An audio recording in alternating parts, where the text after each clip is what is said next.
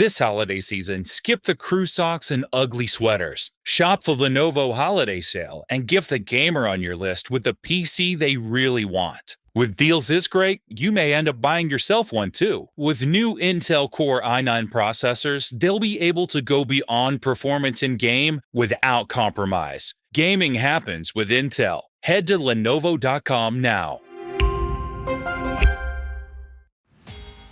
When you choose to earn your degree online from Southern New Hampshire University, you're saying yes to new opportunities and to new adventures. You're saying yes to something big, something you've always wanted to do. If earning your degree is one of your goals this new year, SNHU can help you get there. With low online tuition, no set class times, and multiple term starts per year, you can set the pace that works for you and save money along the way.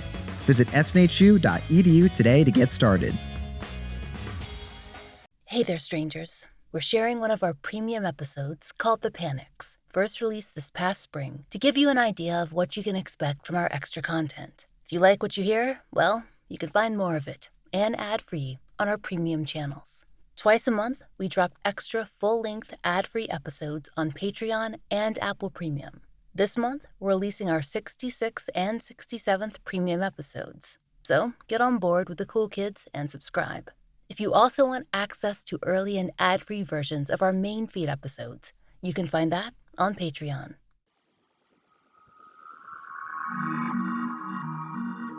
I'm Laurah Norton, and this is One Strange Thing, the show where we search the nation's news archives for stories that can't quite be explained.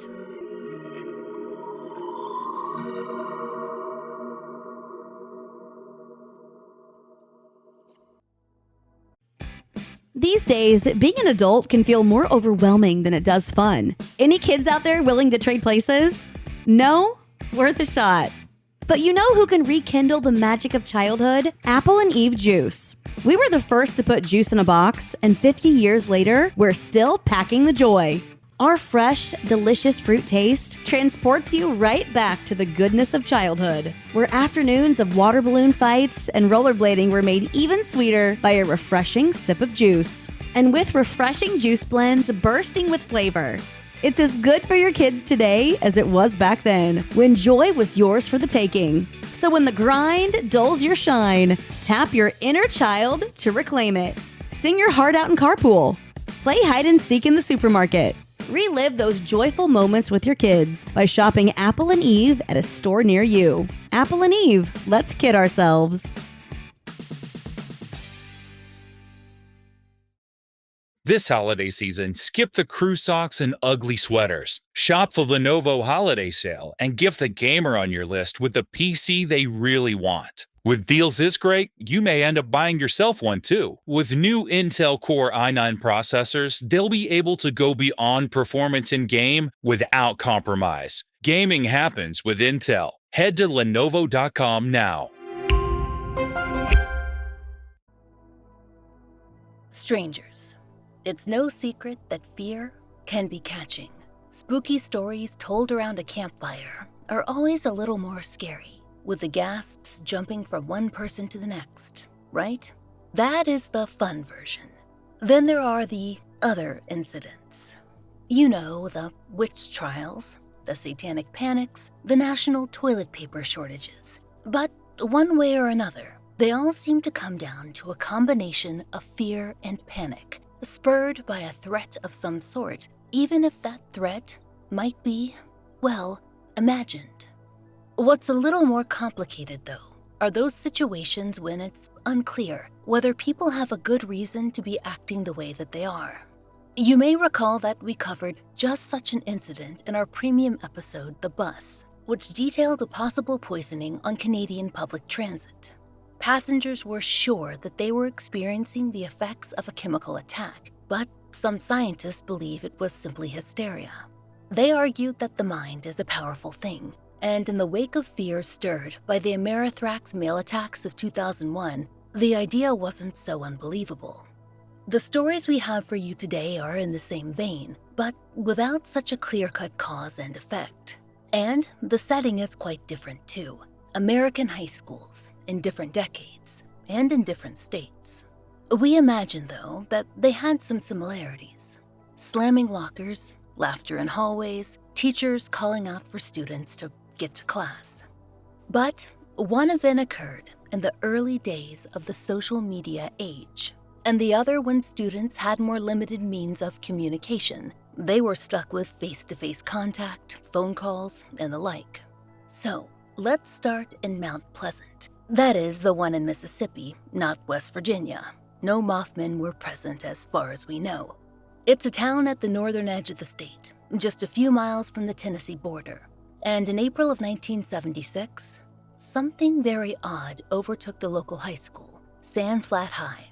According to the Marion Star, the student population sat around 900, and we don't know much about how their school year had gone. Not until, one by one, students began to fall mysteriously ill. Maybe ill isn't quite the right word for it. Struck down might be a better description. Based on the few newspaper reports that are still available, we've determined that it all seems to have begun with fainting, and exclusively among female students at the school. As best as we can tell, it may have all started with a single student who fainted at school, but we can't quite pinpoint that. After all, a fainting student isn't exactly newsworthy. As we found in the Sun-Herald, it wasn't much of a story until 15 students had begun doing much more than that. They were having what might best be described as a kind of frenzied attack, falling to the ground, thrashing and screaming in pain until finally falling into a seeming state of unconsciousness. It was odd how things spread. First one girl, then another, then another. Staff did not know what to make of it. The AP reported that doctors initially suspected they'd taken something like LSD. Per the Vicksburg Post, quote, witnesses said that during the fits, girls would drop to the ground, often shouting, "Don't let it get me," or "Get it off," before passing out. They said that the attacks would last from a few minutes to as long as 15 minutes. As for the girls themselves, according to the Petaluma Argus-Courier, quote, "My head was hurting bad," said Shirley Benton, 14, one of the girls who fainted. "It wasn't like a headache, it felt like something was sticking in it. I couldn't get enough air. Then I fell out, fainted." The Yazoo Herald reported that 22 girls were actually taken to the hospital and that they, quote, underwent tests. But as of April 8th of that year, the principal, Homer Byers, he still had no answers. He told reporters, "We really don't know what's wrong with them. The girls have just been hollering and screaming and falling out, just having fits. It takes 7 or 8 people to hold them down." Apparently, there were several theories floated, including food poisoning, illness, and most striking to us, a voodoo curse.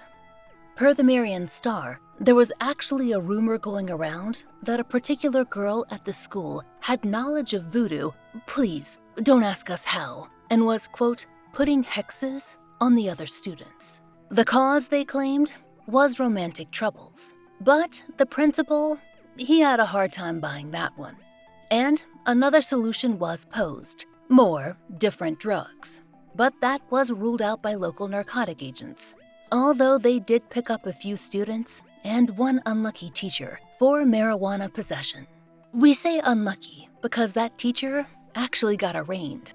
What happened with that case, no one bothered to say. They were all too involved with the fainting, the twitching, and the general chaos. The principal, who seemed to absolutely have had it up to there with the whole thing, said he'd done various interviews, including with the alleged witch, who swore that she was not casting any spells, and he discovered that, quote, it appeared that some of the girls had failed to take prescribed medication for health problems, a fact which may be related to the faintings. But why would it happen all at once, and why would they all have the same symptoms? That was still up in the air. No one seemed to point to any environmental factors, though some parents were concerned about possible food or drink sources at the school. In fact, a local parent, Mrs. Minnie Dean, spoke with the Vicksburg Post. She said, "Whatever it was, it didn't affect my children, but I told them not to eat anything and not to accept anything from anyone they didn't know. I told them if they didn't know what they were getting, they'd be better off not fooling with it." According to the Vicksburg Post, then Deputy Sheriff Jack Brown explained, To be honest, we didn't find anything that was odd, such as narcotics or witchcraft. We talked to the teachers, and they were as puzzled as anybody else. Ultimately, they never did find any answers. Though the sheriff did suspect, as he told the Vicksburg Post, quote, "One or two of the girls fell out and kind of started something. It may have been that a few of them had medical problems, but I think the rest involved a fad." In the final Vicksburg Post article we found on the subject, law enforcement said everything just sort of returned to normal, and that some combination of hysteria and social contagion might be to blame. And that was that, as far as they were concerned. But, strangers, there are other factors that we'd love to know a little bit more about. It was 1976 after all, so a voodoo angle was given more attention than, say, safety issues with the school, like mold or a gas leak or carbon monoxide or the like. Not that we're saying that any of those would cause those specific symptoms. And we are certainly aware of social contagion as a perennial hot topic with teens. But it's interesting that no one delved in too deeply. That was not the case in 2007, when something very similar occurred in another high school in the Blue Ridge Mountains of Virginia. According to the Roanoke Times, William Byrd High School was built in 1969, and it served 1,200 students in the county. Per The Guardian, the first signs of trouble popped up sometime in September, though the news didn't spread until early November. Again, the afflicted teens seemed to be mostly female. Maybe all of them were, though papers didn't focus on that this time around. The Appalachian school had one student report, quote, twitching, tremors, dizziness, and headaches. Then there was another. Within a month, others were struck. As a student told reporters of her arms' movements, "They wave. It's convulsing. They can't stop it. You don't know how to avoid it. You don't know if you're next, or if your friend is next, or if it's an epidemic." Another student told the Times that her arm was twitching at least 5 hours a day, and that it happened mostly at school. The student said that the arm movements, along with the headaches and the dizzy spells, had started sometime in mid-October, about 2 weeks after the first report. According to the Roanoke Times, by November 10th of 2007, somewhere close to 10 members of the school community had been struck by the twitching, including at least one teacher. Since this seemed to come on so suddenly, the community was understandably worried. One student told The Guardian, "There's rumors it was carbon dioxide from the photography room. We heard it was lead paint. Nobody knows." And maybe nobody would have furthered more guesses if it had been 1976 all over again. But it was 2007, and there were not only reporters, but also social media to weigh in. As The Guardian noted, the blogosphere, a word they seemed very pleased to be using, and other forms of early social media were there to offer and spread other theories. The guesses, which soon turned to conspiracies, included, quote, drugs, chronic fatigue syndrome, swamp gas, raging teen hormones, and an elaborate prank. Within a few days of the story breaking, panic had spread throughout the town, and the topic had become not only local, but a national point of discussion. Why were the students twitching, and what would the school do about it? Wired magazine even published a scathing editorial about the irresponsibility of the administration. Per the Roanoke Times, once the twitching symptoms spread, a sixth of the student body chose to stay home. For the first week of November or so, school officials allowed this, but eventually they declared that everyone needed to be back in class, and that was before any clear answers had come to light. Parents and students alike, they were not pleased with this decision. At an all-school meeting, quote, some teens said that they were considering transferring to another school, and parents, quote, criticized the school system for its reluctance to release details about the mysterious symptoms until the last week, even though school officials received the first report in September. Families wanted answers or a new place for their kids to go to school. But, per the Times, quote, the school system released a statement saying it was advised by the Virginia Department of Health not to be specific about the symptoms because of medical privacy laws. According to the Times, the school district eventually paid for close to $30,000 in environmental testing for the school. Per WSLS, the CDC even became involved. They not only looked at what was being observed at the school, but investigated the larger community as well, and checked the medical histories of the students who'd been afflicted. This went on for a tense week or two, but according to the Roanoke Times, the results turned up, well, a whole lot of nothing. The testing, quote, determined environmental factors were not to blame for the twitching symptoms.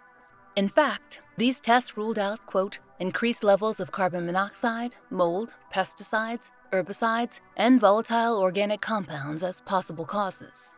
After those results were in, there were only so many logical answers left. The school had already claimed in November that the illness was, quote, sociogenic in nature, a social contagion.